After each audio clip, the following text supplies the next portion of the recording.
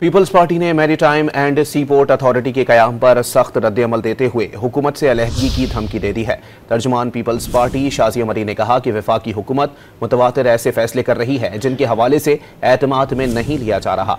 शाजिया मरी ने वाज़ेह किया कि Pakistan maritime and sea port authority के कयाम पर पीपल्स पार्टी और हुकूमत सिंध को बेखबर रखा गया और उन्हें एतमाद में नहीं लिया गया। उन्होंने खबरदार किया कि बार बार दोहरा रहे हैं कि वफाकी हुकूमत को पीपल्स पार्टी की हिमायत हासिल है। जिस दिन ये हिमायत खत्म की वफाकी हुकूमत खत्म हो जाएगी, लेकिन शायद मुस्लिम लीग नून को इस बात का इदराक नहीं है। शाजिया ने कहा कि फौरी तौर पर मुश्तरका मफादात कौंसिल का इजलास बुलाया जाए और maritime and sea port authority के कयाम के लिए राय और मामला मुश्तरका मफादात कौंसिल में लाया जाए। पीपल्स पार्टी ने maritime and sea port authority के कयाम पर सख्त रद्द-ए-अमल देते हुए हुकूमत से अलहदगी की धमकी दे दी है।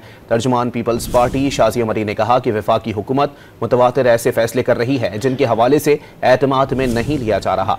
शाजिया मरी ने वाज़ेह किया कि Pakistan maritime and sea port authority के कयाम पर पीपल्स पार्टी और हुकूमत सिंध को बेखबर रखा गया और उन्हें एतमाद में नहीं लिया गया। उन्होंने खबरदार किया कि बार बार दोहरा रहे हैं कि वफाकी हुकूमत को पीपल्स पार्टी की हिमायत हासिल है। जिस दिन ये हिमायत खत्म की वफाकी हुकूमत खत्म हो जाएगी, लेकिन शायद मुस्लिम लीग नून को इस बात का इदराक नहीं है। शाजिया ने कहा कि फौरी तौर पर मुश्तरका मफादात कौंसिल का इजलास बुलाया जाए और maritime and sea port authority के कयाम के लिए राय और मामला मुश्तरका मफादात कौंसिल में लाया जाए।